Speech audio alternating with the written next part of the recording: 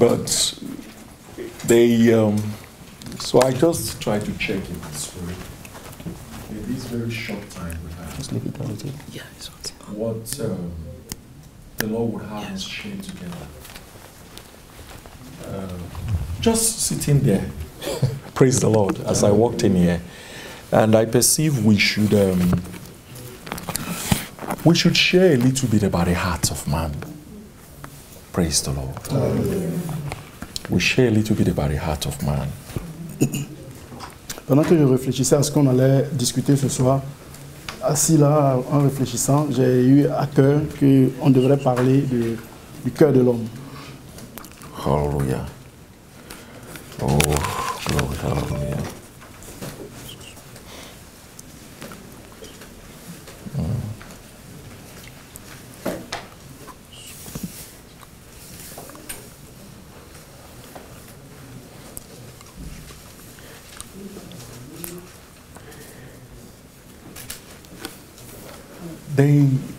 There is such a thing as a pure heart. There is such a thing as a pure heart. A pure heart is that which is sanctified unto the Lord. Un cœur pur, c'est un cœur qui est sanctifié par la parole de Dieu. A pure heart is an overcoming heart. There's the saying, someone can say an overcoming heart, a heart that overcomes. And a heart that it overcomes first takes its reference place from the blood of Jesus. Un cœur pur, c'est un cœur qui est vainqueur. Et le cœur qui est vainqueur, c'est le cœur qui prend sa source dans le sang de Jésus. Hallelujah. A heart that overcomes is a heart that depends greatly on God. C'est le cœur qui dépend parfaitement de Dieu. That's one thing the enemy cannot fight with. When the heart gets into error, as soon as the light of God shines, there's an immediate turn.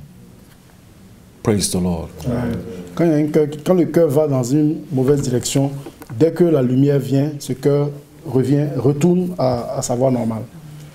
There is no tendency of being rebellious in that heart. And any man that has such a heart, the Lord desires him so much. Un cœur pur, c'est un cœur qui n'a pas une tendance à être rebelle. Et toute personne qui a un cœur pareil, Dieu désire ça, effectivement. The Bible will say of the heart of David that is a man after God's heart. Concernant le cœur de Dieu, la Bible dit, le cœur de David, Dieu a dit que le cœur de David était un homme selon le cœur de Dieu. All it takes David is to just recognize what God is saying without any argument in the spirit. He flows. He's a man by qualification. You can say he's a man with a good heart. Ce qui caractérisait David, c'est que c'est quelqu'un qui avait un cœur qui était disponible pour Dieu. Donc tout ce qu'il avait, c'est que la volonté de Dieu soit faite. Un tel homme avait la faveur de Dieu. But a good heart, it can also be tricky. It can be tricky in a good heart. Before you know it, the heart sways away. Un cœur aussi, le cœur peut être vraiment très délicat. Avant même qu'on se rende compte, le cœur est allé dans de mauvaises directions. Especially when we are not where we ought to be. Spécialement lorsqu'on n'est pas là où on doit vraiment être. When we are not responding and doing what we have to do. Quand on ne répond pas et on ne fait pas effectivement ce qu'on a à faire. David fell into sin. He had a good heart, but he fell into sin because the Bible recorded that in the time kings go for war, he was at home. David a un cœur pur, certes, mais il a péché. Il a péché parce que au moment où les rois vont à la guerre, lui, il n'y était pas. Hallelujah. Let's look at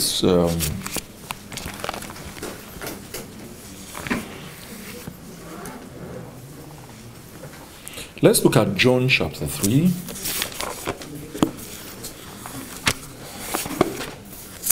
Jean chapitre 3. We'll just read from verse 20 to 22. But before I read that, what qualifies a good heart? is that has been sprinkled by the blood of Jesus. Ce qui qualifie un cœur pur, un bon cœur, c'est un cœur qui a été purifié par le sang de Jésus. Cleansed from guilt. Purifié de la servitude. Because a heart that contains guilt is not a good heart for God to use. Un cœur qui est rempli d'accusations n'est pas un cœur qui peut être utilisé par Dieu. That's why it's often addressed that when we have a guilt heart, we need to settle that with God. C'est pour cela que lorsqu'on a un cœur qui nous accuse, on doit vraiment aller vers Dieu pour pouvoir gérer cela avec Dieu. Sometimes you really can't touch something that is making you feel funny, but we go to God to ask God for mercy, and we do cleansing. Souvent, nous faisons des choses qui ne sont pas agréables, mais nous allons vers Dieu et nous demandons que Dieu nous purifie et Dieu le fait. Praise the Lord. John chapter 3 verse 20 says, "For everyone that doeth evil hated the light, neither cometh to the light, lest his deeds should be reproved. But he that doeth truth cometh to the light, that his deed may be made manifest, that they are wroth in God. After these things came Jesus and his disciples into the land of Judah, and there he tarried with them and baptized." Okay, you can read it. You want to read it there? Verset 20. Car quiconque fait le mal hait la lumière et ne vient point à la lumière, de peur que ses œuvres ne soient dévoilées. Mais celui qui agit selon la vérité vient à la lumière, afin que ses œuvres soient manifestées, parce qu'elles sont faites en Dieu. Après cela, Jésus, accompagné de ses disciples, se rendit dans la terre de Judée, et il y demeura avec eux, et il baptisait. A good heart is a heart that desires the witness of the Spirit at all times. Un bon cœur, c'est un cœur qui demande chaque fois le témoignage de Dieu à tout moment. When you are in a fellowship setting and in the midst of the fellowship, brethren are segregated in their heart condition, then it's difficult for God to move in their midst. Lorsque vous vous trouvez dans une assemblée et que dans le cœur des frères, il y a une certaine différenciation qui est faite d'un groupe en d'autres groupes, il est difficile pour que le Saint-Esprit puisse agir dans cette assemblée. Let's look at Luke chapter 8, verse 15.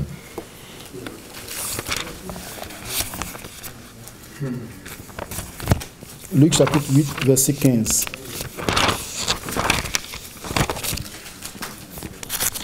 But on the good ground are they, which is an honest and good heart.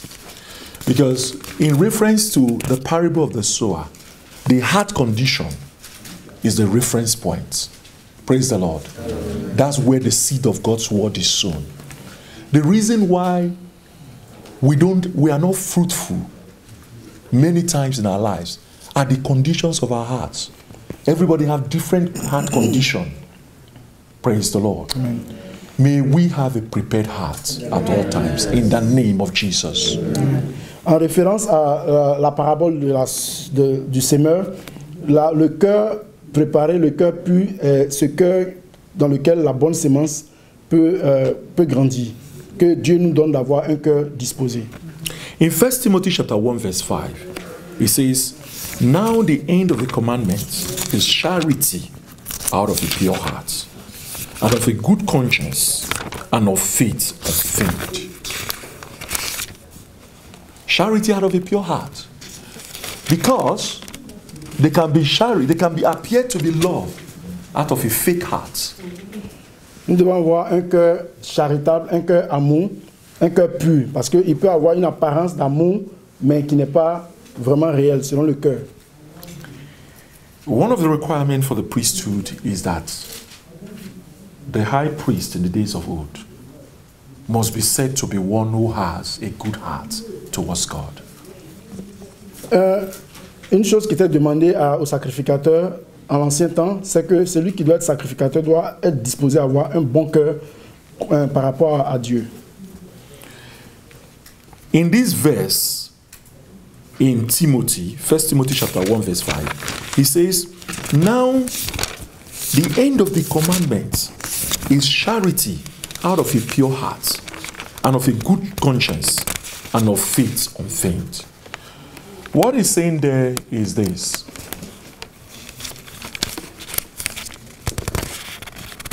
In bringing forth love in the house of God, it must come from a heart that is clear. Praise the Lord. Amen. A heart that does not have mixtures.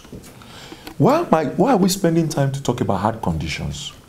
With all that is happening in this conference, with all that is happening, the only thing that will make us run very far is our heart condition towards the things and the purposes of God. All the matters of consecration, they narrow to one point, the heart condition of a man. Nous parlons beaucoup de la disposition de notre cœur parce que tout ce qui peut se passer de bien pour nous, en tout cas dans cette conférence, tout ce dont nous parlons, c'est que nous devons avoir une bonne condition de cœur. Parce que tout ce qui doit être fait dans un cœur qui a une bonne disposition. In the structure of the tabernacle, the holy place brought on the human context is the heart condition of man. Dans l'expression du tabernacle, le lieu saint, en référence à la condition de l'homme, le lieu saint est le lieu où le cœur de l'homme se retrouve. Because the work in the holy place is an eternal work. When you stand on the outside in the outer court, okay, you don't see inside. It's a work that is going on in the heart. Donc dans le travail du tabernacle, quand on se retrouve normalement dans le parvis, on n'arrive pas à voir ce qui se passe dans le lieu saint. Donc c'est qu'on ne voit pas en fait ce qui se passe dans le cœur. Two people give their life to Christ. On a day, an altar call was called. One person gives his life to two people. One is crying very profusely, lamenting about his state. The other just comes, they made another, he responds. Okay? These are two different people. It's not by the measure of cry. But the truth is that this man wants to go all the way. Praise the Lord. There's also some people who cry, they're very emotional. They cry, that's why the heart is very diseased. They can even jump and hit themselves on the ground. Immediately they leave there, they are doing something else. These are all expressions of, at that moment you don't see it, but God sees it. Yes. These are all expressions of the heart. I believe that God is asking us that we should ask Him for a good heart. Deux personnes peuvent donner leur vie à Christ et un peut avoir une certaine expression émotionnelle, un autre peut avoir une expression bien plus calme. Celui qui a une expression émotionnelle peut crier, pleurer et quelque temps après on le voit en train de faire autre chose. En fait, ce que Dieu demande, c'est d'avoir une bonne disposition du cœur, ce qu'il cherche. Hallelujah. It's also a good heart that bears burden. It's a good heart. When the Bible was talking in the book of, which we read in Matthew, which is also in Luke, that spoke about, that's Luke, in Luke chapter 8, verse 35, that speaks about a good ground. He's talking about a heart condition.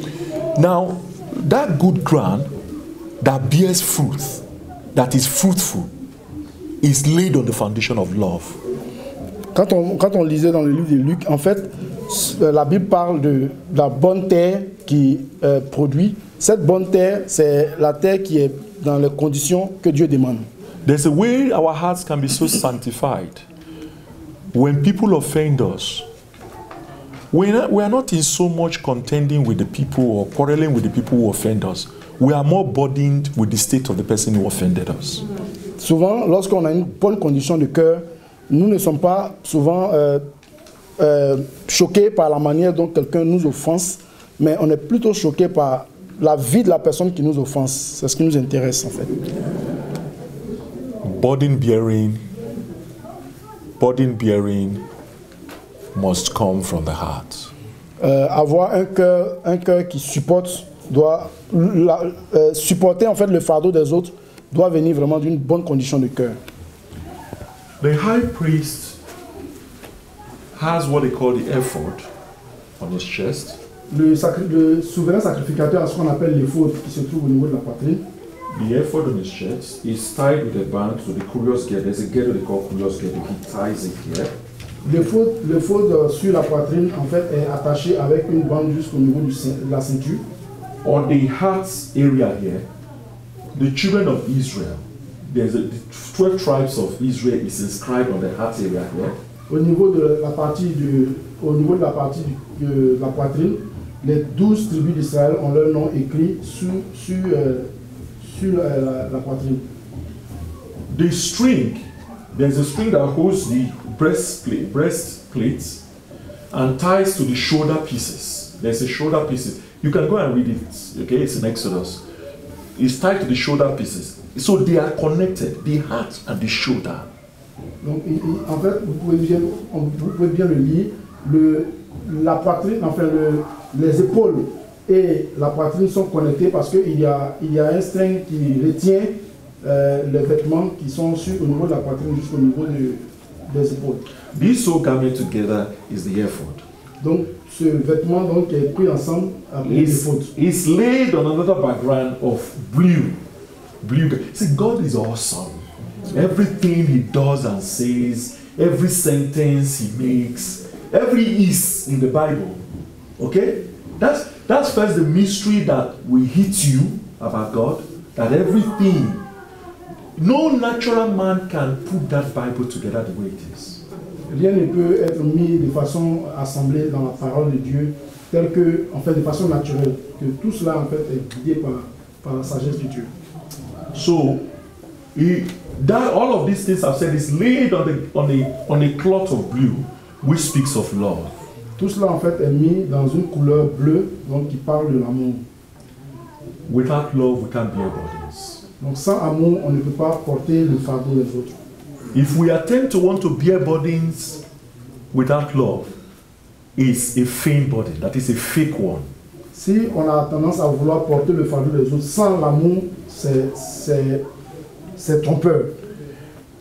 Nobody gets into bearing burden with an unfeigned heart without God supporting him through the Holy Ghost. Personne ne peut porter le fardeau des autres sans le soutien venant du Saint-Esprit. Hallelujah. Amen. The Bible says there, it says a good heart, when the seed is sown in a good heart, that the one that bears fruit is the one that is sown. I come again. In the same holy place, which is the inside, okay? The table of shewbread is a table. The first thing that was laid on that table is a blue cloth. Dans le lieu saint, il y a la table des pains. Cette table des pains est recouverte par une étoffe qui est de couleur bleue.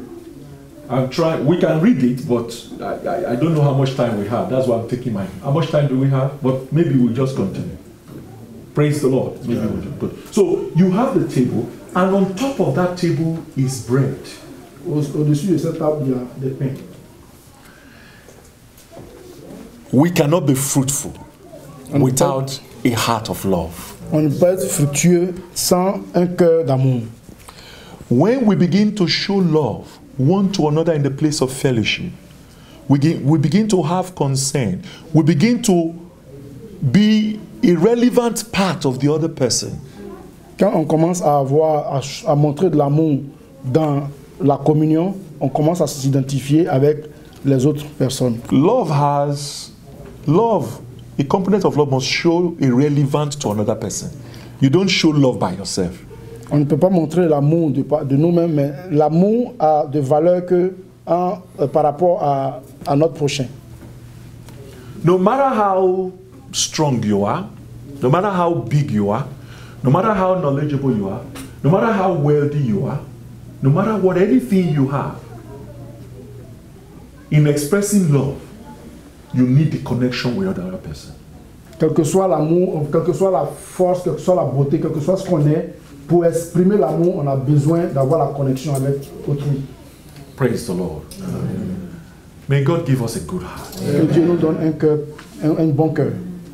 Sometimes when I read the story of David, his responses, the way he acts and behaves.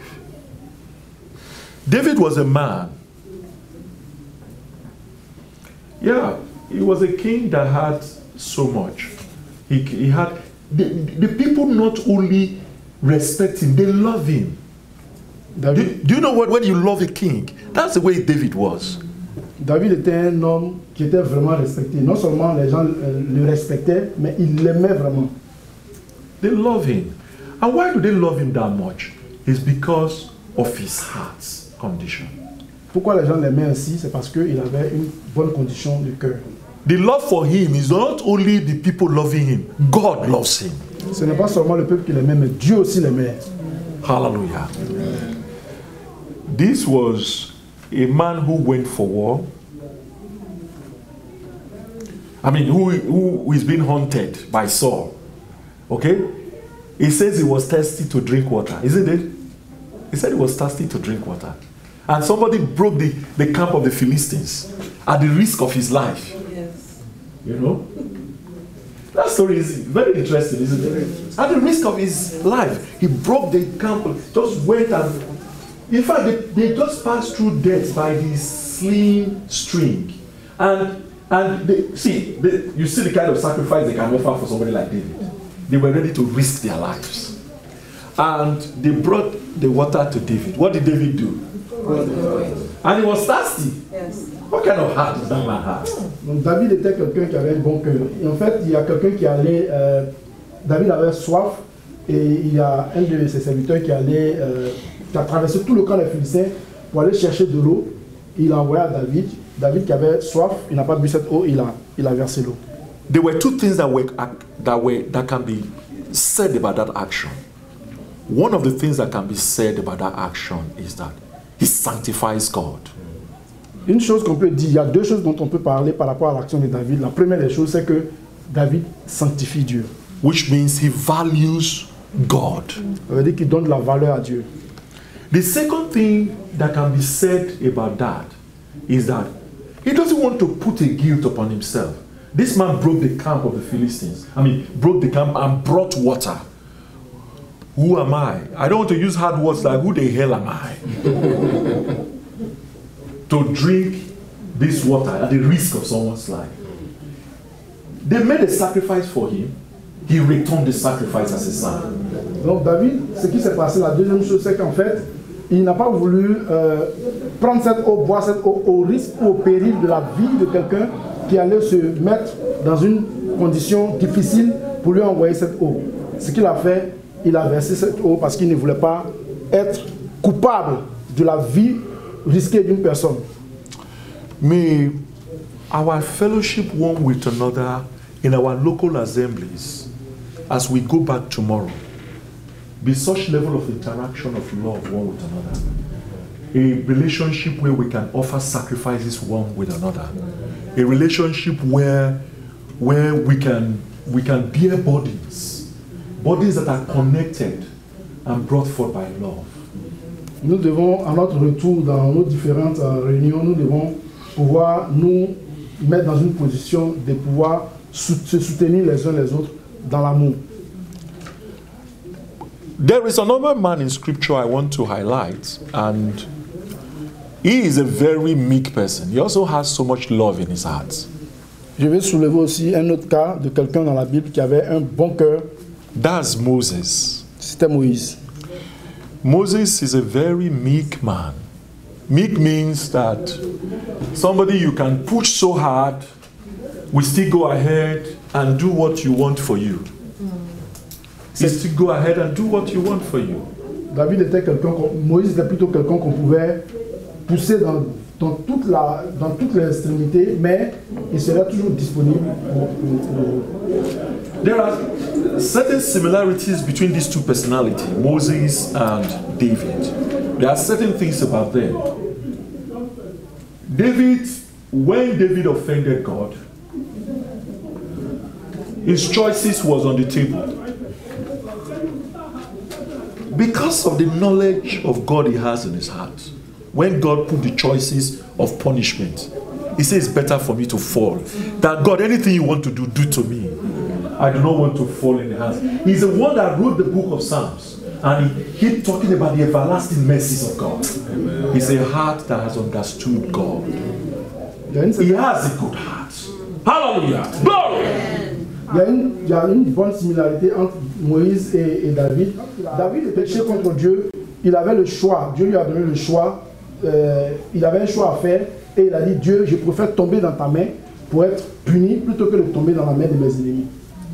So I said somewhere that the heart is a very tender thing. So we constantly need to go to God. Ask God for help. Ask God. I prayed for myself. Oh God, guard my heart. He said that we should guard our heart jealously, for out of it what? Are the issues of life. It's a very tricky. The heart can be very tricky. And so you constantly sanctify God in your heart. You constantly bring yourself before God. You constantly ask of the Lord, guard my heart. Le cœur est un élément très délicat. On doit constamment nous approcher de Dieu, demander à Dieu de nous aider par rapport à notre cœur. La Bible dit que nous devons garder notre cœur, car c'est de notre cœur que proviennent les sources de la vie. I was talking about, then I shift a little bit and talk about Moses. I want to talk about Moses. Moses bore a lot of burden. Moïse a porté beaucoup de fardeaux. Moses suffered a lot. Il a beaucoup souffert. Moses also took a lot of risk for the people.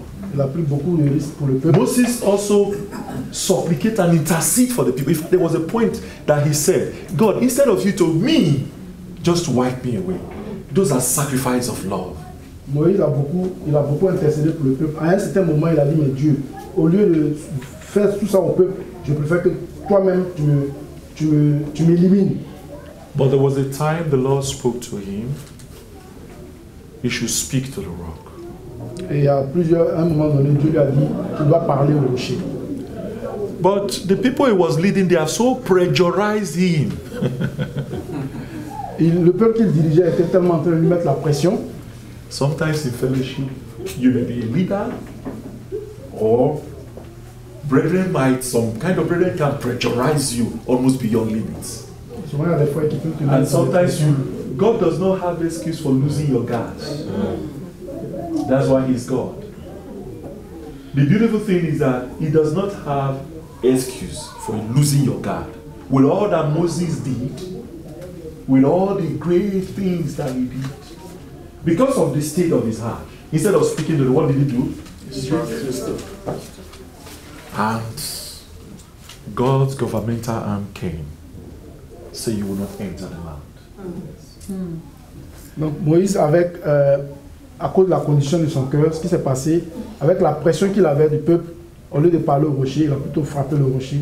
Et Dieu lui a dit que tu ne vas pas rentrer dans la terre promise. Why? Because certain actions of God's governmental arm is weighed into action not because He could not have permitted Moses to enter, or He could not have allowed the rod that was in the house of David to be avoided, but because of His eternal purpose. Okay? Because of eternal purpose. If any man comes to want to obstruct His eternal purpose, he brings his governmental arm. Souvent, en fait, Dieu agit par rapport à son but éternel. En fait, il aurait pu éviter que Moïse frappe le rocher, ou il aurait pu permettre à Moïse de rentrer dans la terre promise. Mais si quelqu'un vient pour obstruer son projet futur, il peut agir en fonction de sa puissance gouvernementale. Il peut agir de cette manière-là, comme il a fait à Moïse.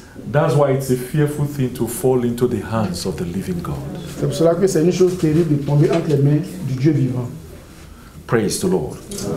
And so, Moses, what did God say? But He said, you did not sanctify me before the people. What that means is that you did not show the regard and the respect.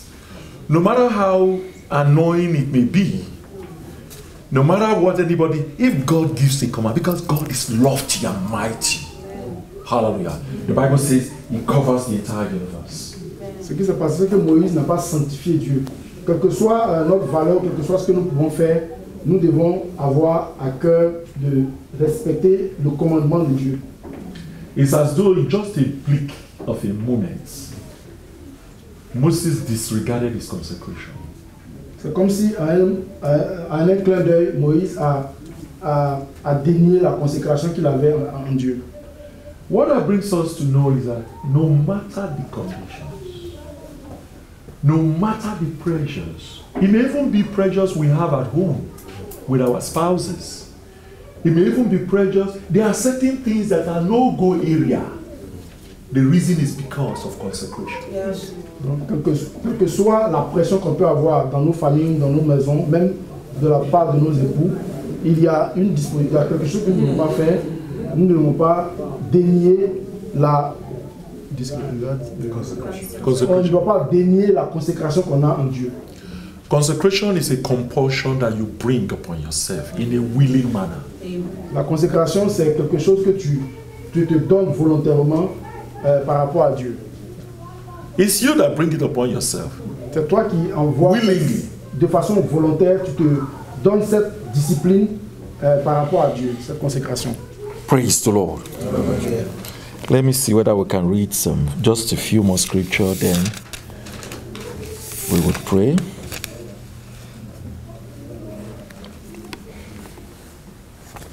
Let's look at Luke chapter 6 and read from verse 45. Luc chapitre 6. Luc 6, verset 45. As we continuously keep our hearts, okay, before the Lord, there is such level of prosperity, spiritual prosperity, that will break forth in our lives. Pendant que nous gardons nos cœurs par rapport nous préservons nos cœurs vis-à-vis de Dieu, pour Dieu, il y a une certaine prospérité qui nous vient dans notre cœur. Hallelujah. Amen. Luke chapter 6, I read from verse 45 to 48. It says, a good man out of the good treasure of his heart bringeth forth that which is good. And an evil man out of the evil treasure of his heart bringeth forth that which is evil. For of the abundance of the heart his mouth speaketh. And why call ye me Lord, Lord, and do not the things which I say? Whosoever cometh to me, and heareth my saying, and doeth them, I will shew you to whom he is like. He is like a man which built an house, and digged it deep, and laid the foundation on a rock. And when the flood arose, the stream beat vehemently upon that house, and could not shake it, for it was founded upon the rock. That is a good heart. Hallelujah. Amen. That is like a good heart. No amount of windy situation, stormy situation, temptations that just overroot that man and blow the man away. There's no such thing. Because it's like a house built upon the rock. Hallelujah. Il n'y a aucune tentation, aucune force, aucun torrent qui puisse venir déraciner la vie d'un homme qui a une bonne disposition du cœur, parce qu'en ce moment, il est planté sur le Seigneur. An evil heart exhibits profane things. Un cœur méchant présente des choses viles. What I mean by profane things are des choses profanes. Things that abhors God and the integrity of God. Les choses profanes, en fait, je vais dire les choses qui viennent dénier l'intégrité de Dieu, dénier les valeurs divines. Profane hearts are things that treat the matters of God as nothing, as dung, as second class. Les actions profanes, c'est des actions qui traitent les choses de Dieu dans le second plan, qui ne prennent pas en considération les choses divines. It's like Esau. C'est comme Ésaü. The heart of Esau is brought to question. Le cœur d'Ésaü était à examiner. You know, it's a profane thing. You trade your birthright for porridge. How does that sound? because you are hungry. Yes. Ésaü, en fait, qui, à cause de la faim, a donné son droit d'aînesse pour un pot de nourriture. Profane hearts is like Moab. It's like Moab. Moab is a son from the daughter of Lot. Is it the Lot? Yeah. Am I correct? Yes. Moab is a son from, because they wanted an inheritance. So it doesn't matter how they get the inheritance. That's a profane heart. Un cœur profane, c'est un peu comme Moab. Moab qui voulait un héritage. Donc, peu importe ce qu'il fallait faire pour avoir une descendance, il s'est mis dans une mauvaise position. It doesn't matter. So you may want to do things. Other people will hail you. They will say, "Hey, you are a great man." Nobody knows the means by which you got all you got. Yes. Okay, that's a profane heart before God. It's not a good heart. Praise the Lord. Un cœur profane, c'est tu veux avoir des grandes choses et tu ne veux pas te préoccuper de comment est-ce que tu as fait pour les obtenir. Les gens vont se dire, oh, mais c'est un grand homme. Donc ça, c'est une mauvaise manière c'est une mauvaise manière de gagner les choses qu'on veut. A heart that does not constantly scream, okay, scream the things that come out and that go in, it's not a good heart. Un cœur qui ne fait pas, qui n'analyse pas les choses qui lui viennent, qui entrent ou qui sortent, ce n'est pas une bonne disposition de cœur. Il faut toujours analyser les choses qui doivent entrer ou sortir de notre cœur. One of the prayers we are going to pray in this small room before we leave is that, oh God, give me a good heart. Une prière que nous allons faire, c'est de dire, Seigneur, donne-moi un bon cœur. The other son of grandchild of Lot is called Ammon. That also, they wanted inheritance. The name of one is by my father. That's the meaning. By my father. The name of the other is tribe. They are more concerned with inheritance. Their affections are set on things in the earth, when they have what it takes to touch the heavens. And God said about them, He said, these ones shall never enter into my inheritance. Il y avait aussi l'exemple de Ammon qui avait leur intérêt, c'est de pouvoir avoir l'héritage terrestre. N'était pas concerné par les choses. Vous n'entrerez pas dans mon héritage. It's an evil heart. C'est un cœur méchant. They always oppose the purposes of God. Toujours s'oppose à la volonté de Dieu. But we are people that have the Holy Spirit. Nous sommes un peuple qui a We le will Saint-Esprit. cry unto God that God guard my heart, for I want to do your will. Amen. Nous allons demander à Dieu de garder notre cœur parce que nous voulons faire la volonté de Dieu. Hallelujah. You've heard of Tobias and Sanballat, isn't it? You've heard of Tobiah. He's from one of those lineage. I don't know whether it's Ammon or Moab. He's from one of them. Nehemiah wants to build the walls of the city. They are the opposition leader. So you have these expressions in the midst of local fellowships. Opposition leader. When you stand there, they want to stand there. They withstand the work. It's a bad heart. May God not make us fall. Il y avait aussi l'exemple de Tobija et Sanballat qui voulaient s'opposer à la construction de Jérusalem, du mur de Jérusalem. Que Dieu nous évite d'être comme cela pour qu'ils s'opposent chaque fois aux choses de Dieu. They withstand fellowships. You can't move. They can withstand you for months, for years. In fact, some fellowships are not growing because we have those. But our cry is that they shall be saved, even if it is after the manifestation of the Son of God, even if it's in the millennium, they shall be saved, because there is a body bearing for them. Il y a des gens comme ça dans les églises, bien dans l'église, qui cherchent en fait chaque fois des oppositions. Notre volonté, notre prière, c'est que cette personne soit sauvée, même si ce n'est pas maintenant, que si c'est dans le What is the cross of this message? The cross is a man must guard his heart diligently. De quoi nous parlons? Nous voulons dire que chacun doit garder son cœur de façon diligente. Diligently means an act of spiritual screening of our hearts. See, the Holy Ghost in us. You know, we sang, something more than gold, something more than gold. The Spirit of God in the hands of men is something more than gold.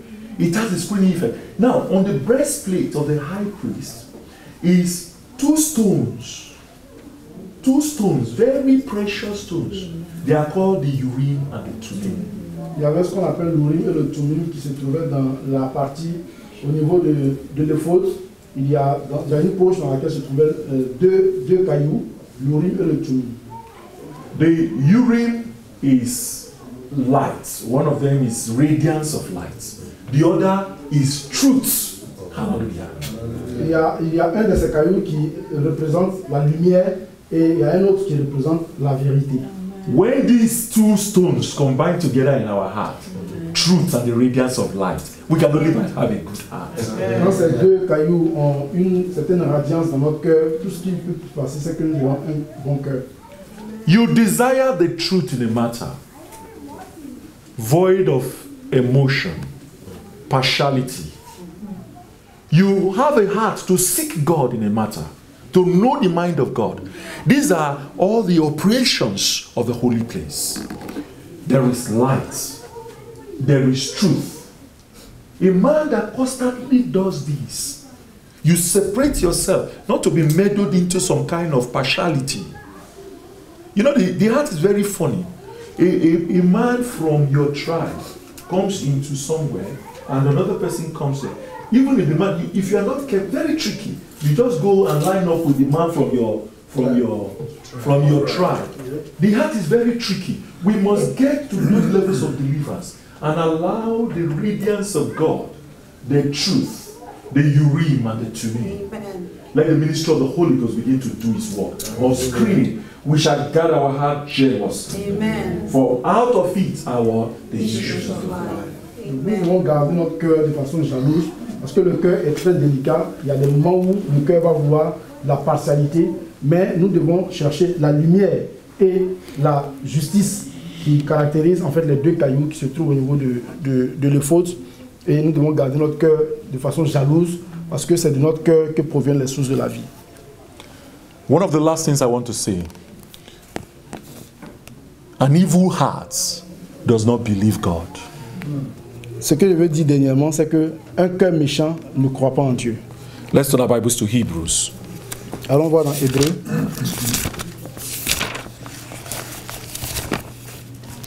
Hebrews chapter 3.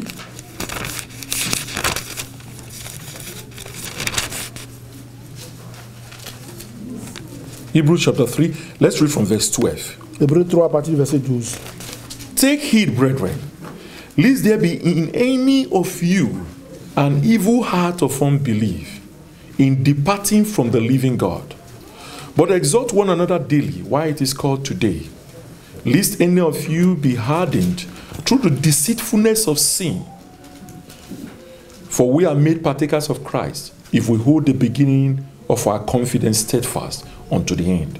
Why it is said, today if you will hear His voice, harden not your heart, as in the provocation. What that does is that the sinful heart hardens. I mean, the sin hardens the heart. Okay? Le péché durcit le cœur. So when we see sin, we run far away. Donc quand nous voyons le péché, nous fuyons très loin du péché. David understands this very well, and that's why when he fell into sin, when you read Psalm, is it 50 or 51? When you read that, you see his lamentation because he doesn't want his heart to be hardened. Those are the tricky operations in the heart, and so we deal with them decisively. We screen our hearts, we guard our heart. From out of it are the issues of life. Hallelujah. David a bien compris que le cœur est très délicat.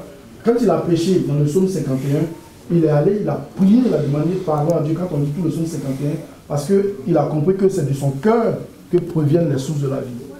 You know, sometimes no amount of ministry, no amount of, if a heart condition is not right, no amount of the sowing of the seed of God's word becomes fruitful. And when the word of God doesn't become fruitful, it's not to our benefit. So, the clearer our heart is, the clearer our heart is.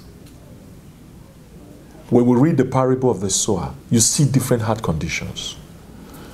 They're far away from all of those conditions, wayside conditions, deceitfulness of sin and riches, all of those conditions. The far away our heart is from it, the more fruitful we are likely to become.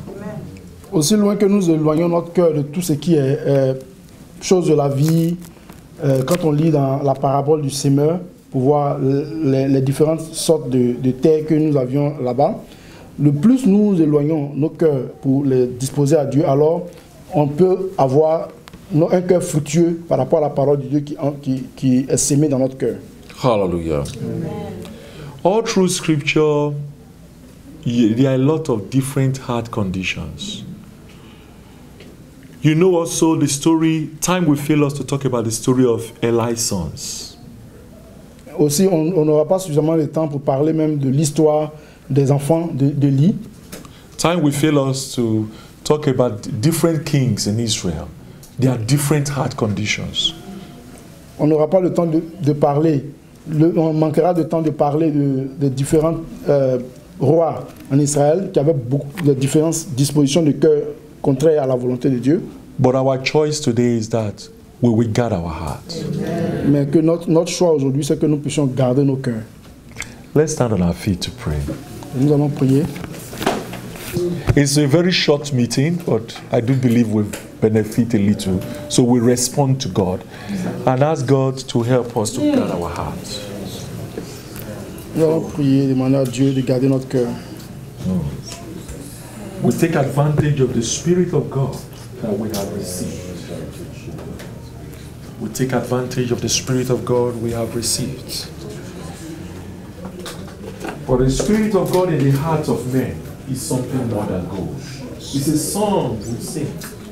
The Spirit of God in the hearts of men is something more than gold. Yes, something more than gold. Yes, something more than gold. The Spirit of God in the hearts of men is something more than gold.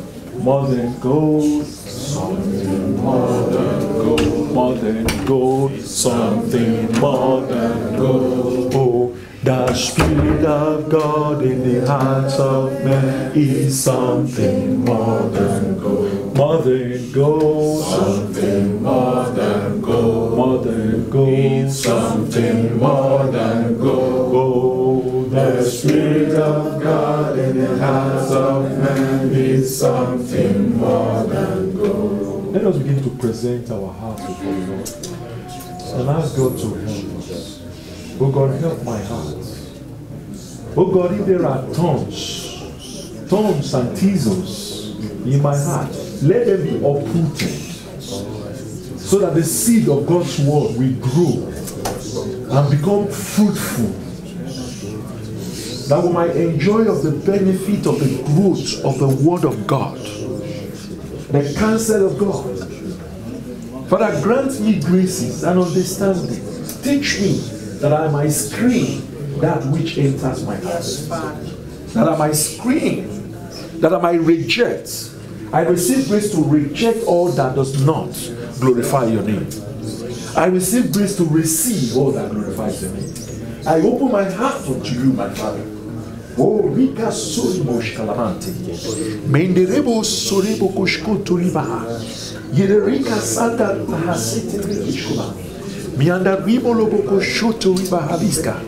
Mienderika Sonderebo Kosufa Lamahante Riba. Mianderika Sonderebo Koshkoto Riba. Nimaha. Father, as a father pitieth his child, oh, pity us, O Lord. Pity, let your compassion flow.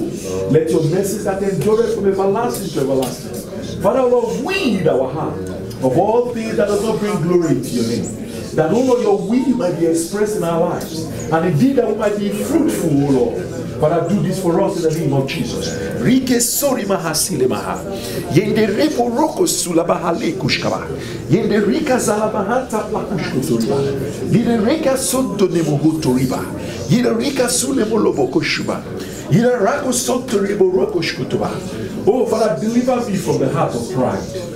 every heart of pride, every tendency to ascribe glory unto myself, or unto anything. Oh Lord, that all glory goes to you. Let God begin to dislodge all elements that constitute an obstacle of God taking glory unto himself.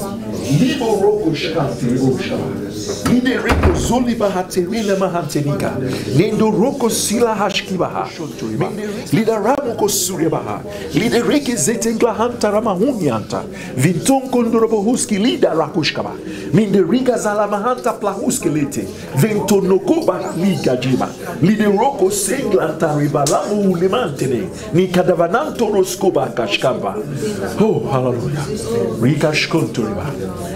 Let us pray for burden bearing. That God will begin to cause love to well in our hearts. That we begin to bear burden in the local house. We begin to bear one another's burden. And it's going to be come from the well of love in our hearts. Rico Somaha. Father, grant strength unto my shoulders. Father, grant, let there be a connection between the burdens I bear in the house of God and the love for your people. Let there be a flow of that love from my heart. Oh God, we ask you for help. We ask you for the abundance of help. Oh, Rika Sontereke Selimahantia. Minde Nibo Roboko Shunturibaha. Minde Ribo Roboko Shuntureba Rakaskilemaha. Minde Ribo Roboko Sente Rekaskulaha. Vinto Mondugumahandi Rahaskubahashkaba. Riga Uziboshkaba. Oh, glory, hallelujah. We would ask that one sister and one brother should pray for us, asking God to be merciful upon us. God should grant us graces to guard our heart with all diligence. From out of it are the issues of life. Hallelujah.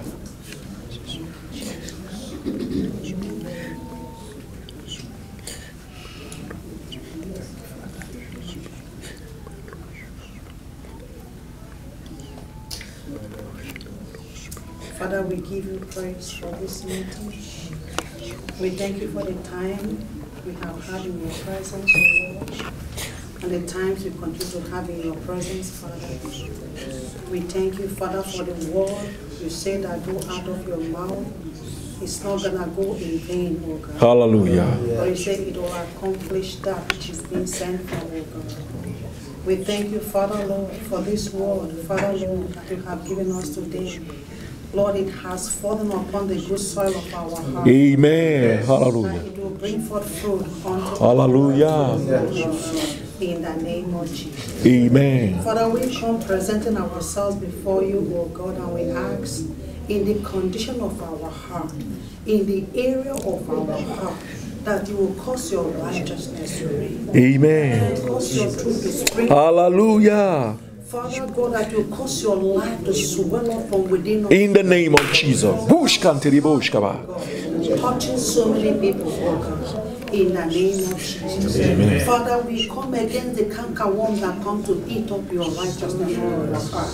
We come against the things that are being placed there by situations and circumstances that make us to deviate from the truth, that make our heart, even though our body is there, but our heart has gone away. Our Father and our God, we ask, oh God, that you begin to deal with us in the area of our heart, in the area of our relationship with you, oh God. Father, in the area of our heart, that you will deal with us. You will bring us to your presence. Hallelujah. You will cause your righteousness to begin to spring up, oh God. You will cause obedience to rise. Hallelujah. You will cause us, oh God, Father, to obey you, to purpose in our heart, to walk with you all the way, Father. In the name of Jesus. Father, we know that we come, it is glorious, but by the time we leave, it's a different ballgame. Father, we ask, oh God, that you begin to deal with us, oh God, even as we leave this gathering, oh God, to our various places, oh God, that the fruit which you have deposited in the name us, of oh Jesus, God, God, will be that, oh God, that will continue to bring forth fruit. Hallelujah. Will be that that will continue to blossom, Father. Amen. We pray thee, Father, in the name of Jesus. Father, we arrest everything that the enemy has set up in the places to hinder us from walking in the place that we are supposed to walk with. Hallelujah. Father, in the name of Jesus, we arrest every in the name of Jesus. We take authority against you, thou foul spirit of the air. We take authority against you, thou birds of the air. God. We take authority against you, all the things that have been put in place to hinder the work of God from working in our lives. We banish you from our habitations. In the name of Jesus, we cast you away from us. As we gather to seek the Lord, we have gathered with a single purpose, that is righteousness might be established in our heart. My God, in the name of Jesus, we bless your name, oh God. We just thank you, Father Lord. My God, you set us apart from our heart, oh Amen. God. Hallelujah. Out of the abundance of the heart, the mouth speaketh. He said that we should gather our heart jealous. Hallelujah. For their issue of life coming forth from it, oh God. We ask, oh Father Lord, that as you have caused this one to fall upon the good soil of our heart, that it shall bring forth fruit unto Amen. unto a hundredfold, Father, in the name of Jesus. Father, we just thank you, oh God. We worship you, Father. We ask that you cause our heart, oh God, to be that tender, like the heart of David, that once we remember that we have gone away, that have gone astray, that we should cry out unto you for deliverance with every sincerity of our heart, oh God, in the name of Jesus. We just bless your name, Father. We thank you for this gathering, oh God. We worship you, oh God, for this period of being watered, oh God. My God, that it shall bring forth fruit, oh God. Amen. As we go in our various house fellowships, oh God, my God, there shall be a burst of life coming out of us, oh God, showing that the people have met with their God, in the name of Jesus. We bless you, Father Lord. In Jesus' name we pray. Amen. Clean heart, oh Lord, I renew a right spirit within me. Oh, hallelujah.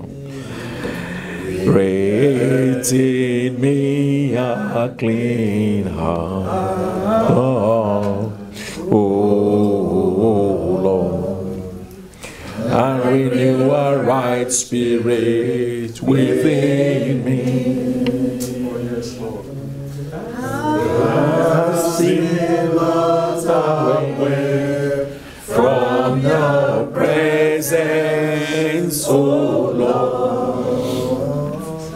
Take not the Holy Spirit from me. Restore unto me the joy of thy salvation, and renew a right spirit within me. Oh, create in me a clean heart, oh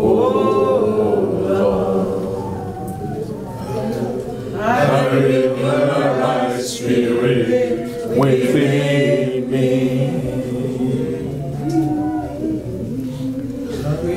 Create in me a clean heart, oh Lord. And renew a right spirit within me.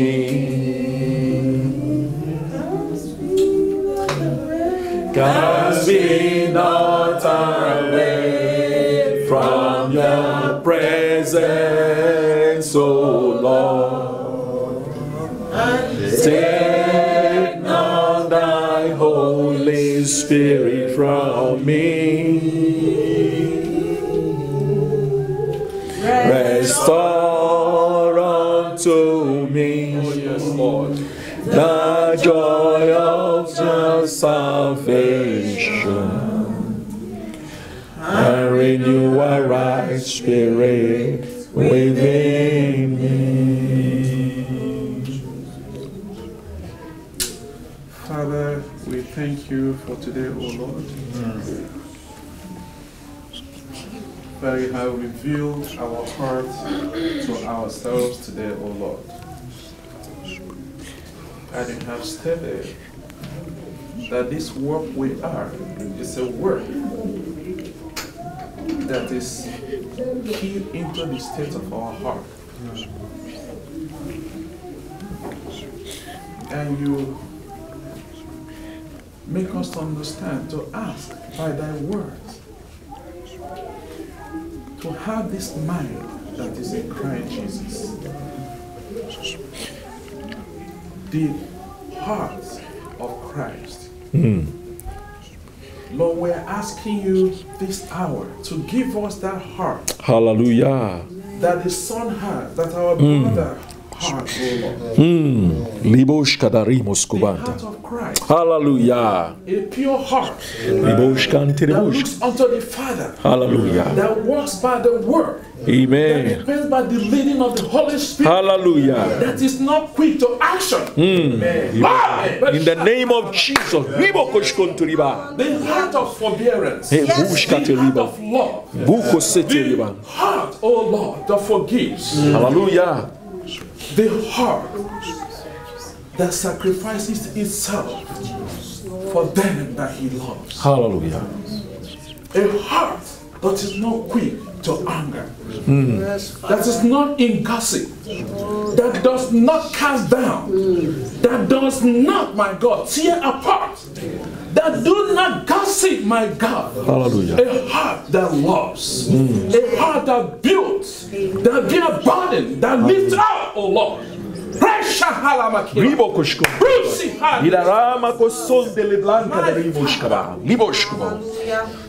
My Father, our heart is tricky. My God, if you will, oh Lord, cause Moses not to enter. Because of that little shaking of his heart, oh God. Because of your, oh God, everlasting purpose, oh Lord. That he tends, oh Lord, to do that which is a deviation from your plan, my God. How much more we people, oh Lord, that tend to obstruct the work of your salvation, oh God. My God, attack it, tearing apart, my God. Father, take this spirit away from us. In the name of Jesus. Take it away from your church. In the name of Jesus. Remove it from us, oh God. Amen. Uproot it, oh God. Anything contrary, oh God, in our heart, my God, that from that which is in Christ Jesus. For he is our focal point. Hallelujah. He is our focal point. That today, oh God, a freshness of heart, Amen. a newness of heart, a newness of mind, Amen. a different way of thinking, guarded by the power of the Holy Ghost, my God. Yes, we cannot guard our heart by ourselves, but we want to depend by the manifestation and the workings of the Holy Spirit in us. In the name of Jesus. The readiness of God to yield and to follow. Amen. The direction and the leading, my God, of the Spirit. To stop when He says stop. Hallelujah. My God, and to lead on when He said go on, Lord. Father, teach us to love one another. Hallelujah. Teach us to forbear one another. Hallelujah. Teach us, oh Lord, our heart, my God, to be enlarged, oh God, to be expounded, oh my God, oh Lord, to be larger and larger, oh God, to accommodate, my God, my brother, to see my brother as he is, the handwork of God, the workings of the Lord, Hallelujah. that is not yet perfected, that is not yet finished, my God.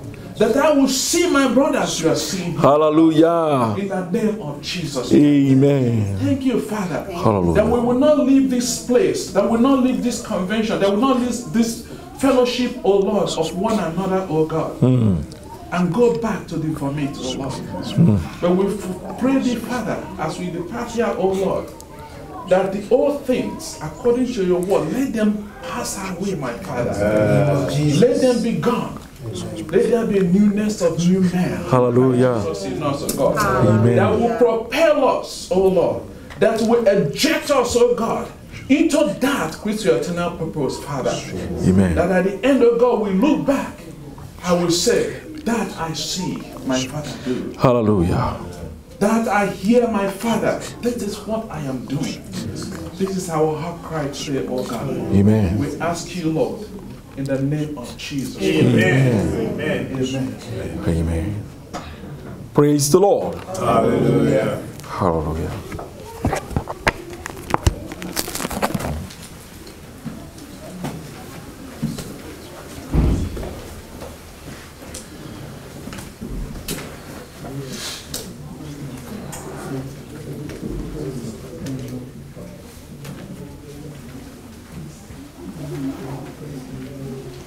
Praise the Lord.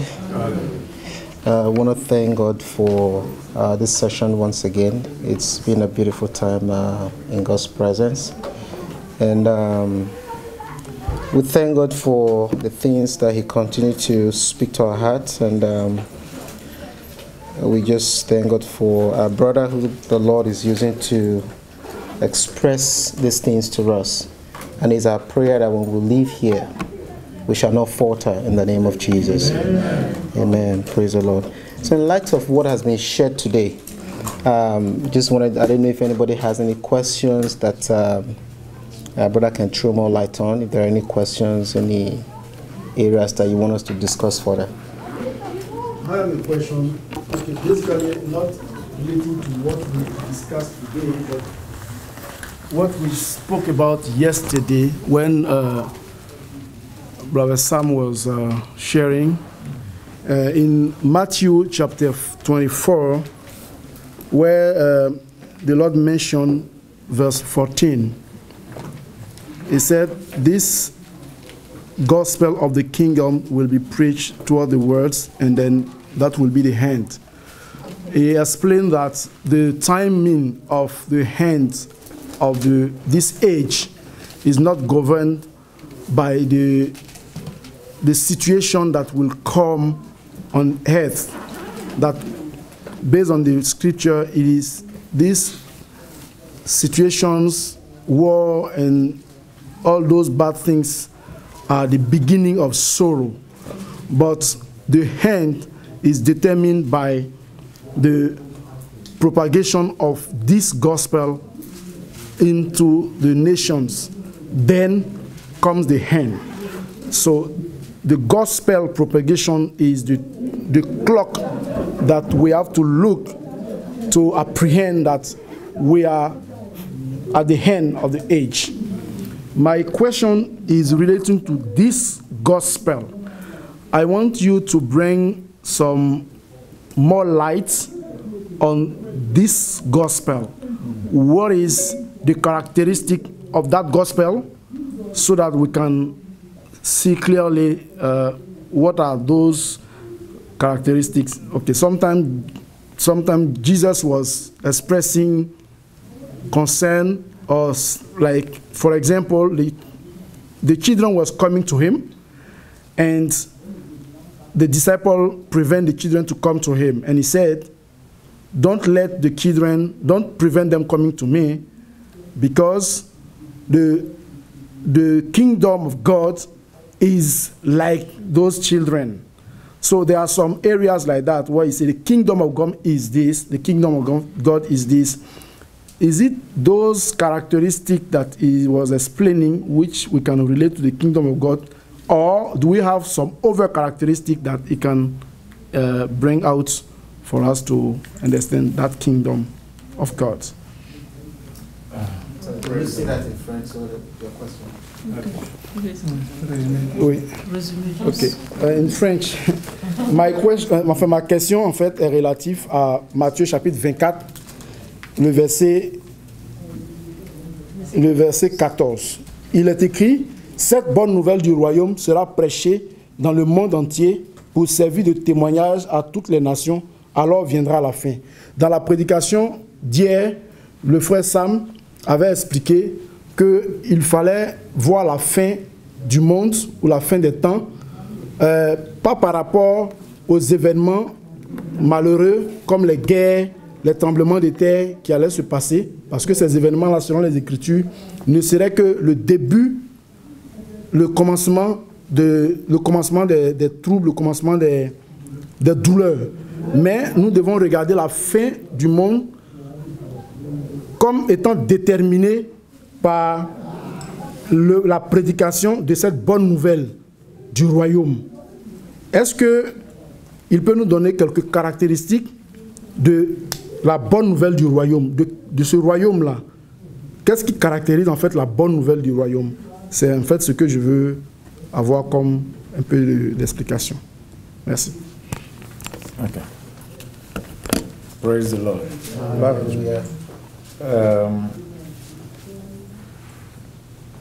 In Matthew 24, we read part of that yesterday.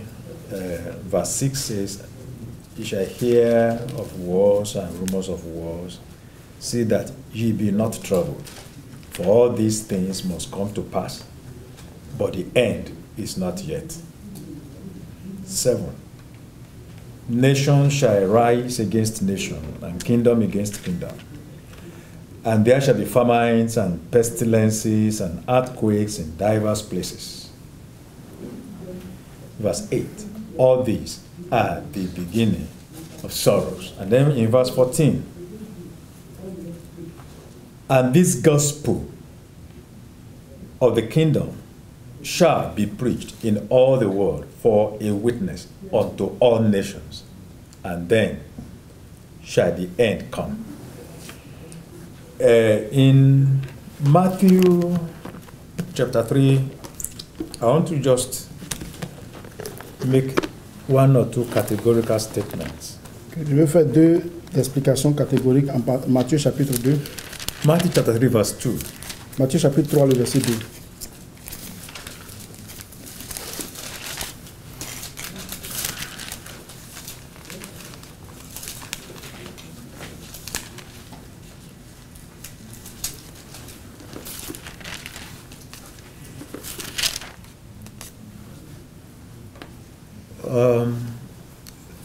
I take it from verse 1. "In those days came John the Baptist preaching in the wilderness of Judea," verse 2, "and saying, Repent ye, for the kingdom of heaven is at hand." In chapter 5, verse 10,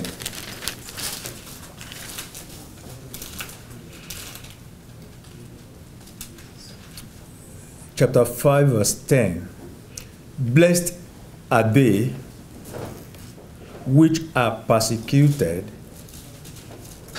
for righteousness' sake, for theirs is the kingdom of heaven." I want you to take note of the kingdom of heaven. Je veux que vous preniez soin de noter le royaume des cieux. In chapter 10 and in verse 7, Chapitre 10, verset 7 de Matthieu. this is the Lord instructing the disciples. "And as ye go, preach, saying, The kingdom of heaven is at hand." Allez prêcher et dites, le royaume des cieux est proche. The kingdom of heaven. Some people have said that the kingdom of heaven and the kingdom of God are interchangeable. Certaines personnes ont dit que le royaume des cieux et le royaume de Dieu sont deux termes interchangeables. C'est les mêmes. It's not a complete statement to say they are interchangeable. Ce n'est pas totalement vrai de dire qu'ils sont interchangeables. John came heralding the coming of the kingdom of heaven.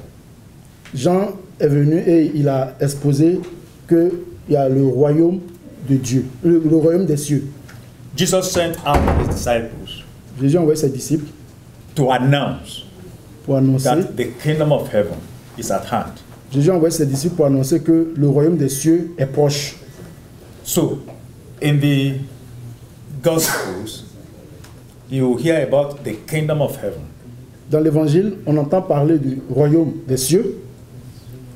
By the time you get into the epistles, you begin to hear about the kingdom of God. Quand on commence à aller dans les épîtres, on parle beaucoup plus du royaume de Dieu.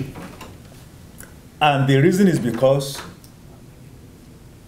on the day of Pentecost, La raison, c'est qu'au jour de la Pentecôte, the kingdom of heaven was commemorated.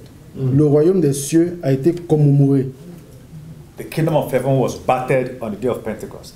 Le royaume des cieux est né au jour de la Pentecôte. A number of times in this series of meetings, we'll be hearing how that we are seated with Christ in the heavenly places. Plusieurs fois dans nos réunions, vous allez entendre parler que nous sommes assis avec Christ dans les lieux célestes. He has translated us from the kingdom of this world into the kingdom of his dear Son. Il nous a transportés du royaume de ce monde dans le royaume de son Fils. Far above principalities and powers. Au-dessus de toute principauté et puissance. Éphésiens chapitre 2, le verset 6. I want to read that Ephesians 2:6.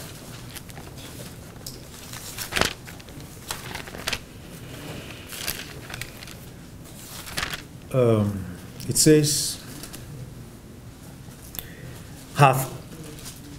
verse 5, even when we were dead in sins, have quickened us together with Christ.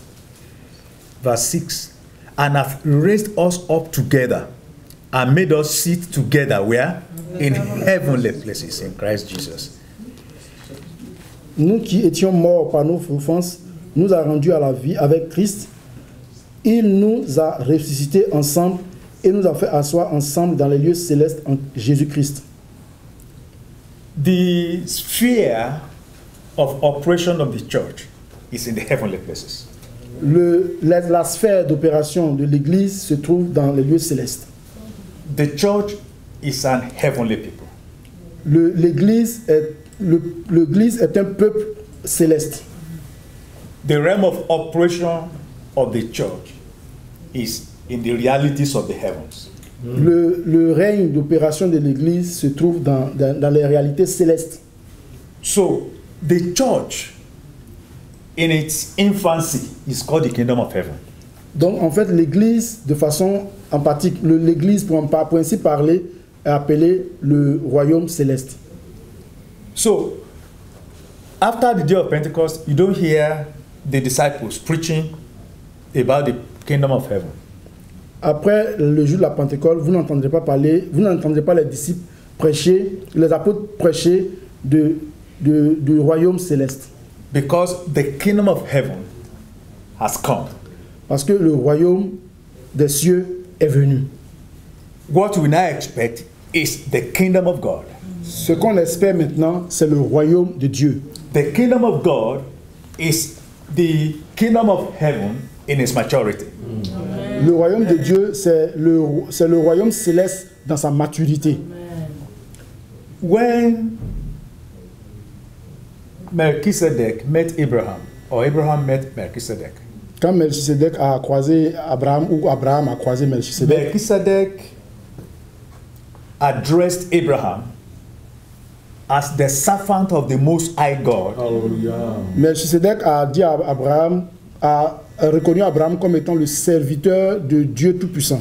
The possessor of the heaven and the earth. Le Dieu puissant, le possesseur de la terre et du ciel. When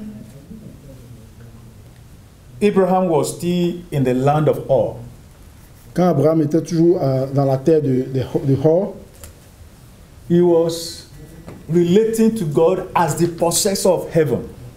Il se connectait avec Dieu comme étant le possesseur des cieux. But by the time God had brought Abraham out of the land of Ur, quand il a fait sortir Abraham de la terre de Hor, and Abraham had traveled with God to the point where God had conquered the totality of Abraham.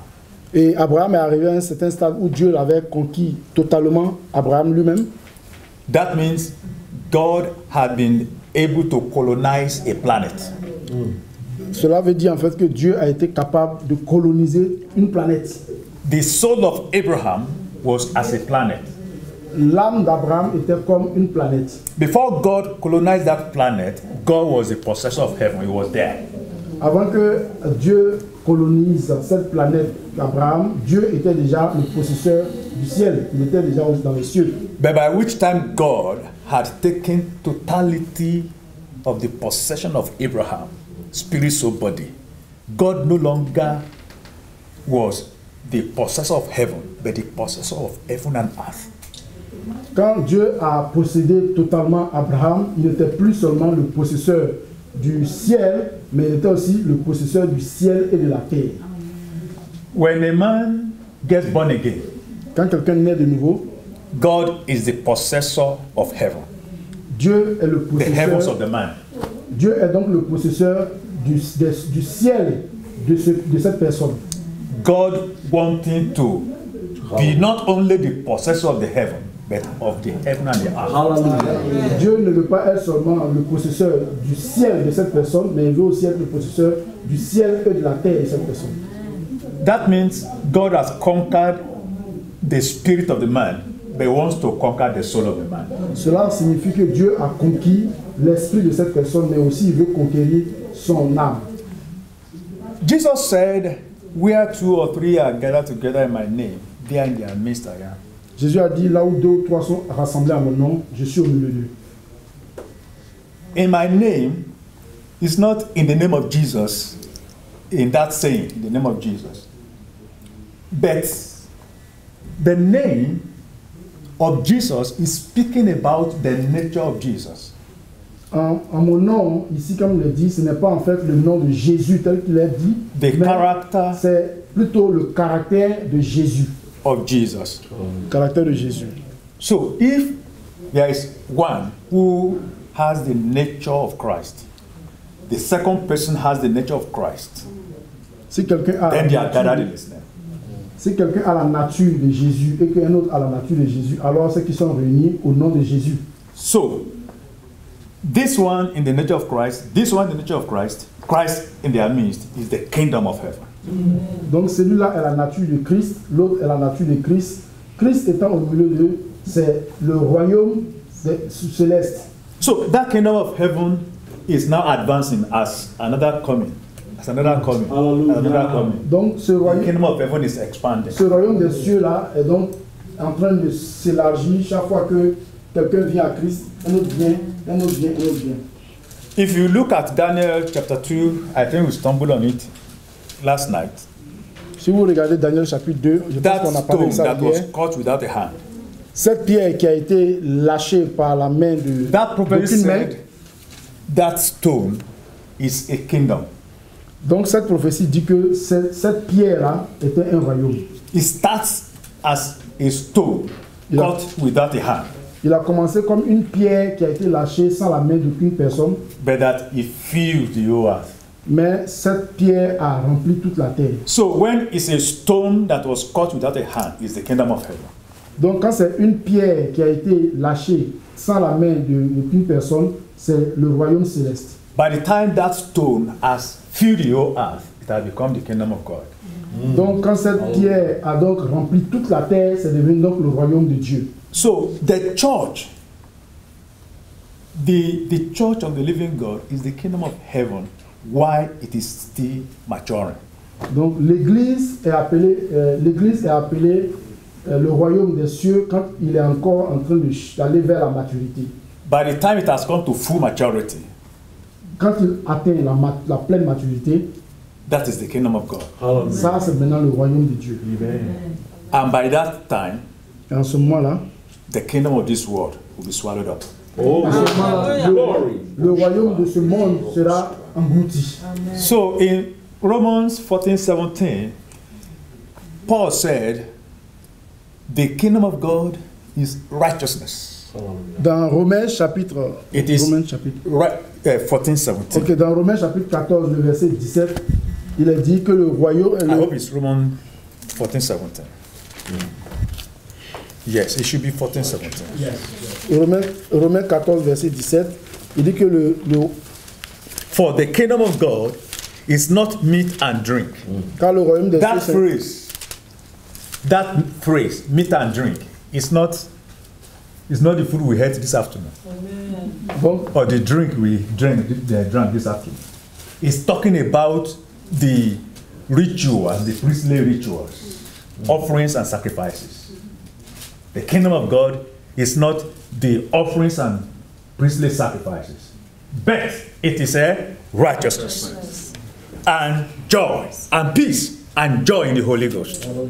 Donc ce verset qui dit que le royaume des cieux, ce n'est pas le manger et le boire. Le terme manger et le boire ici, ce n'est pas la nourriture que nous avons mangée ou bu, mais en fait c'est les rituels qui sont effectués par le sacrificateur. Donc il veut ici dire que le royaume des cieux, ce n'est pas les rituels qui sont effectués par le sacrificateur, mais c'est plutôt la justice et la justice et la paix. And I think Ephesians 4:24. Let me see what it says. Regardons Éphésiens 4, 24 pour voir qu'est-ce qu'il dit. Yes. And that ye put on the new man, which after God is created in righteousness and true holiness. Et a revêti l'homme nouveau créé selon Dieu dans une justice et une sainteté qui produit la vérité. So, the kingdom of God is righteousness. It justifies us, and in 1 Corinthians 1:30, we are told that we are the righteousness of God in Christ Jesus. Le royaume de Dieu, c'est la justice, c'est la vérité, c'est la justice. You see, et nous sommes la justice de Dieu. You see the beauty, you see moral beauty developing in us as we progress in these things, as we submit to the ministries coming. Donc pendant que nous nous soumettons au ministère de Dieu, nous voyons la beauté morale qui se construit en nous. So the kingdom of heaven, God himself has faith in himself. That the kingdom of God, look at what Jesus said in the prayer. The disciples said, teach us how to pray. Regardons ce que Jésus a dit au moment où ses disciples ont Matthieu dit, chapter 6, verse 10. enseigne-nous à prier. Matthieu chapitre 6, le verset 10. Verse 9 says, after this manner, therefore, pray ye, our Father which art in heaven, hallowed be thy name. Verse 10, thy kingdom come, thy will be done in earth as it is in heaven. Il a dit, thy kingdom come. Il a dit, que ton règne vienne, que ta volonté soit faite sur la terre comme au ciel. Now, he has said this, thy kingdom come, is the prayer you should begin to pray. But when you go out to preach now, announce that the kingdom of heaven is at hand. Il priait, il a enseigné la prière, il a dit que ton royaume vienne.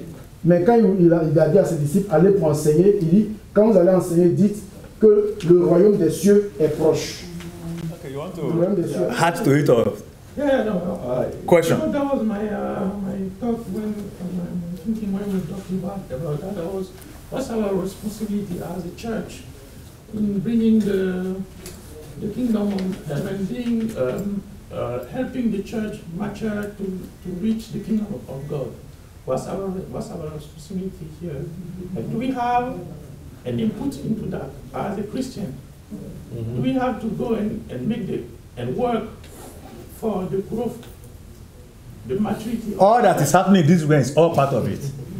Number one, I think a word came earlier on that says that. The same question came yesterday.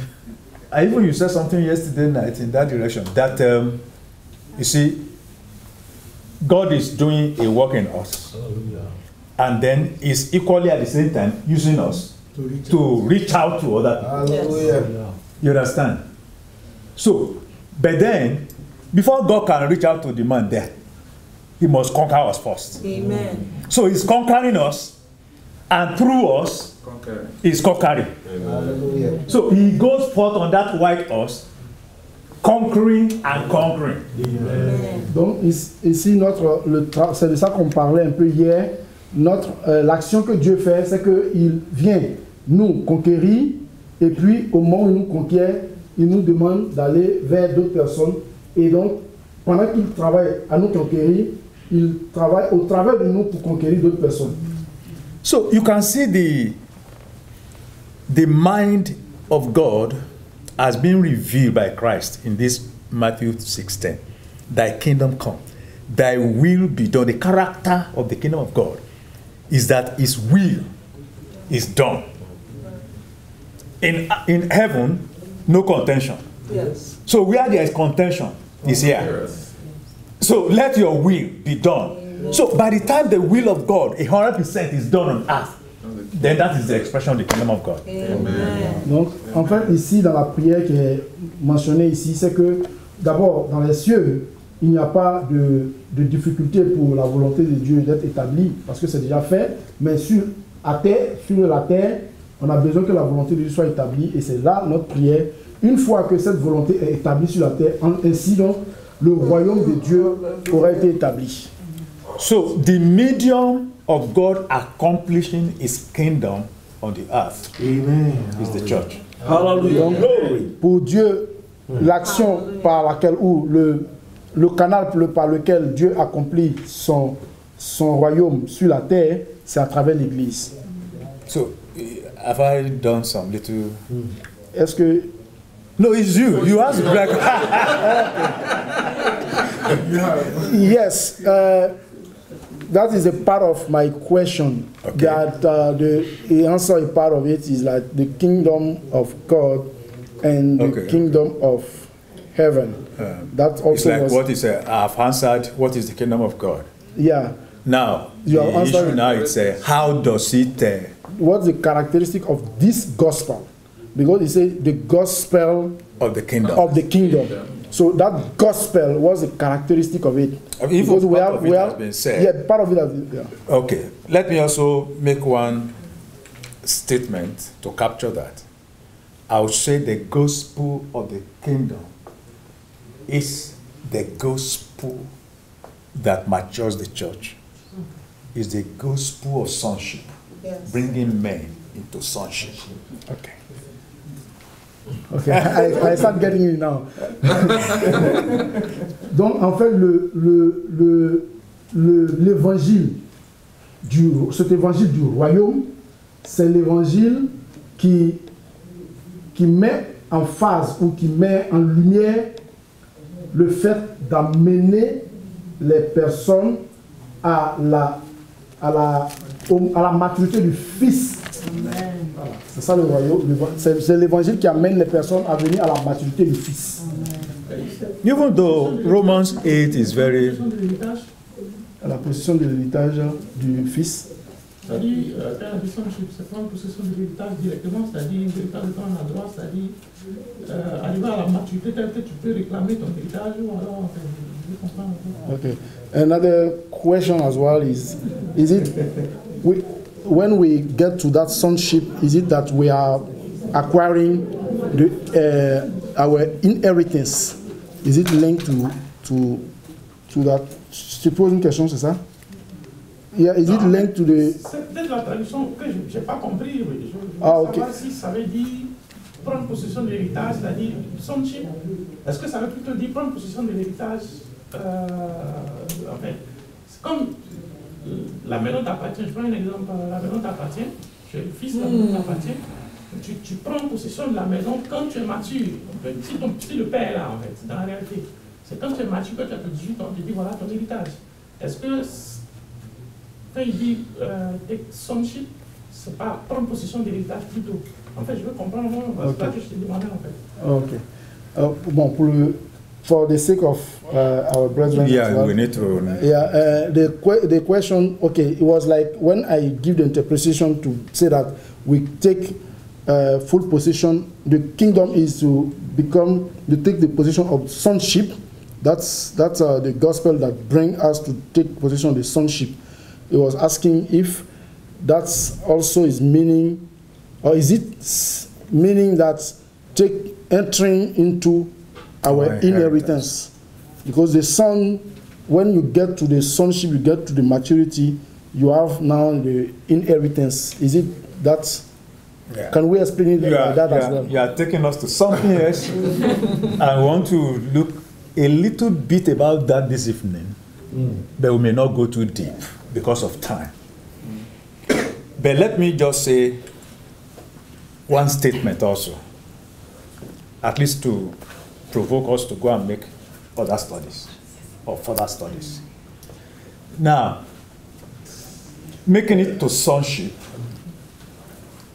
is an evidence that you have access to the inheritance. Let me put it that way. Okay. Making it to sonship is an evidence that you have access to the inheritance. Okay. Devenir, rentrer dans la plénitude du Fils s'explique aussi par le fait que tu as accès à ton héritage. You see, you want to become a medical doctor. Tu veux devenir un médecin, There are qualifications. il y a des qualifications qu'il le fait. So, part of the qualifications may be, well, this is not America. Maybe you have a first degree in any course. Une partie de ces qualifications, c'est qu'il faut avoir d'abord un premier niveau un bachelor. So, that certificate guarantees that if you meet other criteria, you are qualified to be admitted. En Amérique du Nord, après cette certification, si tu as d'autres qualifications qui s'ajoutent à cela, donc tu remplis les conditions pour devenir médecin. You see, God said, well, I still touch one or two of those scriptures. In Ezekiel 44:28. Ézéchiel 44:28, 44, verset 28, which is a repeat of what he has said in other places, Joshua, in Exodus, in Leviticus, that the priest will not have inheritance among the people. Yeah. il a dit, I am the inheritance. il a dit que le sacrificateur n'a pas d'héritage dans le peuple, que Dieu lui-même est l'héritage du sacrificateur. I am the inheritance. Je suis il est donc lui-même le But the héritage. import of that statement is deeper. Mais l'importance en fait de So ça, that's why I said sonship is just an evidence that you have an access to the inheritance. donc en fait la profondeur de cette phrase est très forte. C'est pour ça que je parle en fait de atteindre la maturité de fils, te donne en fait un accès à l'héritage. So maybe I will just stop it at that. So by the time we have other opportunity to expand more. But I was going to read this Romans 8 On va lire Romains chapitre 8. from verse 18. Romains 8 à partir du verset 18. For I reckon that the sufferings of this present time are not worthy to be compared with the glory which shall be revealed in us. 19. For the earnest expectation of the creature waited for the manifestation of the sons of God. For the creature was made subject to vanity, not willingly, but by reason of him who had subjected the same in hope.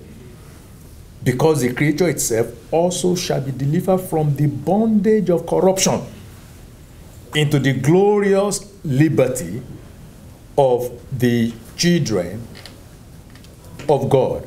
22. For we know that the whole creation groaneth and travaileth in pain together until now. 23. And not only they, but ourselves also, which have the first fruits of the Spirit, even we ourselves groan within ourselves, waiting for the adoption. That's the maturity, to wit, the redemption of our body. You see, so creation itself La création elle-même will be delivered. sera délivrée. Hallelujah. But that deliverance comes at the manifestation of this mature body of people. Mais cette délivrance viendra lorsque la manifestation de ce peuple va parvenir à la maturité. As God himself is desirous to see his kingdom on the earth, so even the creation itself is groaning. There is something in creation that says things will change.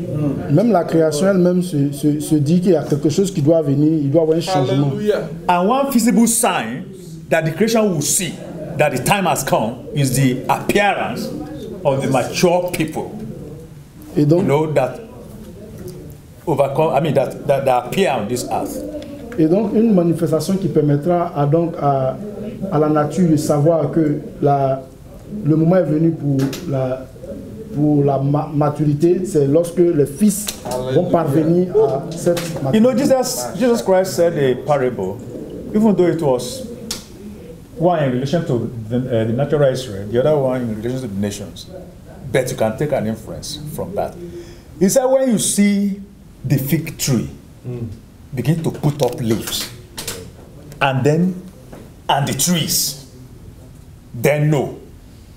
So, even creation knows what signs to look for.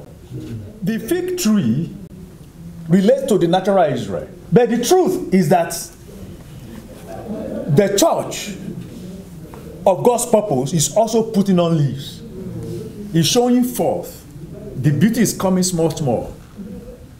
Revelation 19 said, 19:10. Let me say that part first. Okay, go ahead while I look for this. Quand il parle de figuier, Jésus avait donné un peu une mention, il a dit, lorsque vous voyez le figuier porter des fruits, porter des feuilles, c'est que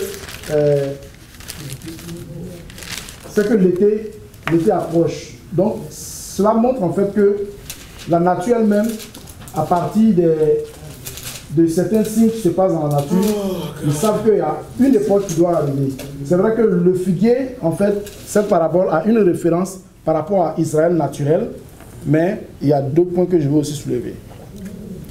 Revelation 19, from verse 7. Apocalypse 19 à partir du verset 7. Let us be glad and rejoice. Okay, you want to open it? Apocalypse 19, verset 7.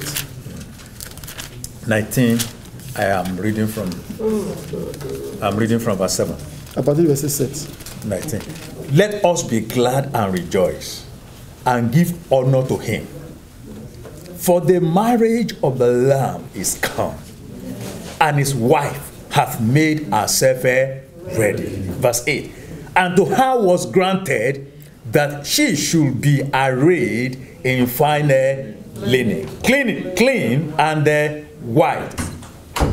For the fine linen is the righteousness of the saints. You see, it's something that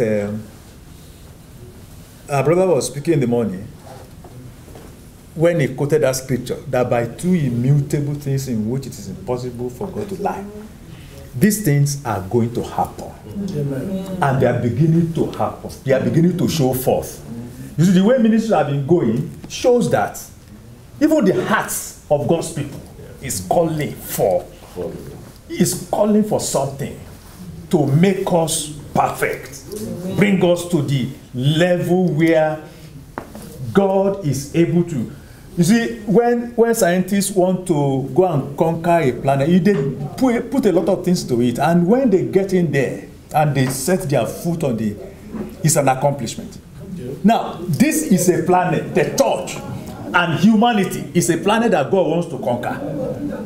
You understand? And he has started by having the church. So the appearance of the church on the earth is an evidence that God is going to take over the earth. Donc, en fait, le fait pour l'Église d'être sur la terre est une indication que Dieu va conquérir la terre de façon totale. Lorsque les scientifiques cherchent à aller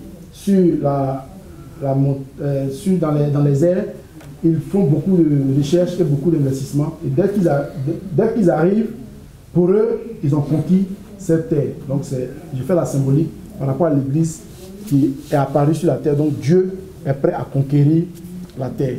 Now, when you go back to Eden, God said, "Come, let us make man in our image, after our likeness, and let them have dominion." So God's intention is that man has dominion. And because man is governed by him, that means he's the one who is having dominion. But by deception, Satan, by deception, took it away. So now, when we talk about the kingdom of God, now we have the kingdom of Satan ruling over the world. But the end of that is here. What God envisioned from Eden is taking place and is to take over the whole world and express Satan out of here. Dans le jardin d'Éden, lorsque Dieu a dit créons l'homme nous allons créer l'homme à notre image, selon notre ressemblance, et que l'homme puisse dominer. Donc l'idée de Dieu, c'est que l'homme puisse dominer.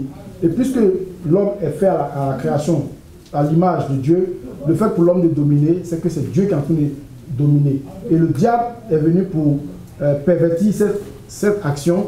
Et actuellement, le royaume de ce monde, c'est le royaume du diable. Mais Dieu va parvenir avec les chrétiens à dominer le monde. So, if there is a body that is rising and rising in our hearts, is that we see the manifestation of the kingdom of God in our life. S'il y a quelque chose qui nous vient à cœur de façon pressante, c'est que nous voyons la manifestation du royaume de Dieu dans notre cœur. This will be accomplished, let me say, in 3 ways. Ça va se faire dans 3 dimensions. One is by our willingness to submit to his rule totally. Premièrement, c'est notre volonté de nous abandonner totalement à la volonté de Dieu. 2 is in the place of praying every day. Deuxièmement, c'est dans la place de la prière tous les jours. For the outworking of these things in our lives. Pour que cela puisse se matérialiser dans notre vie. And I think those are 2 major ways. And 3 is by cooperating with the Holy Ghost. Je pense que c'est les 2 principales choses. Et la troisième, c'est de pouvoir le faire avec le Saint-Esprit. So if God is able to take a hold of me, si Dieu est capable de prendre entièrement ma personne, He's able to take a hold of you, est capable de te prendre entièrement, then the job becomes easy to take a hold of the next person. Et donc, le travail devient plus simple de pouvoir prendre totalement une troisième personne. And in this way, the stone that was cut without a hand will fill the whole world. Et ainsi donc, cette pierre qui a été lâchée sans la main d'aucune personne va remplir toute la terre. Praise the Lord. Hallelujah. Glory. In the name of Jesus. Amen. Father, we just thank you for this word that has come forth, which has come unto us as a result of response to question. We ask that this word take root in our being. We come against every bed and we want to say the Lord with you. In the name of Jesus. Amen. Thank you, our Father. For in Jesus' mighty name we pray. Amen.